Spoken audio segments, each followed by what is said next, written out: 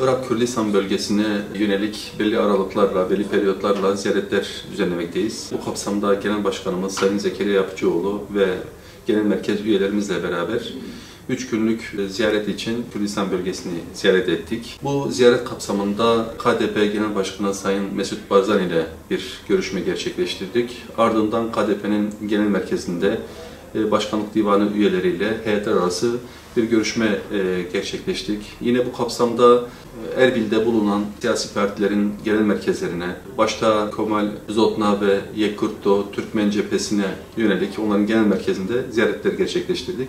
Bununla beraber Türkiye'nin Erbil Başkonsolosluğu'na bir ziyaret gerçekleştirdik. Temel olarak bu yaptığımız ziyaretlerde 11 aydır Filistin'de yaşanan soykırım ve bu soykırımın neticesinde ortaya çıkan tablo başta olmak üzere bölgenin kronikleşmiş sorunları, Türkiye-Erbil-Bağdat ilişkileri, Kürdistan bölgesinde 20 Ekim'de yapılacak seçimler öncesi yapılan değişiklikler başta olmak üzere siyasi partiler arasındaki diyalog, iletişim ve bu anlamdaki fikirlerin birbirlerine tecrübelerin aktarımıyla bir ziyaret gerçekleştirdik.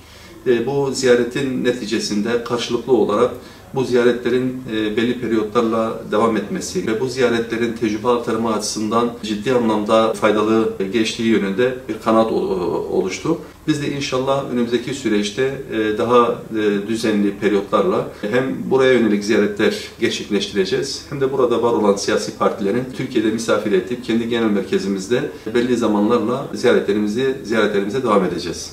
Bu 3 günlük ziyaret içerisinde Erbil'de bulunan temsilciliğimize yönelik de çeşitli ziyaretler yapıldı. Başta siyasi partiler, sivil toplum kuruluşları, kanaat önderleri, medresedeki alimler, akademisyenler, öğrenciler bizim buraya yönelik yaptığımız ziyaret kapsamında onlar da bir ziyarette bulundular. Bu yaptığımız ziyaretlerde de karşılıklı fikir alışverişlerinde bulunduk.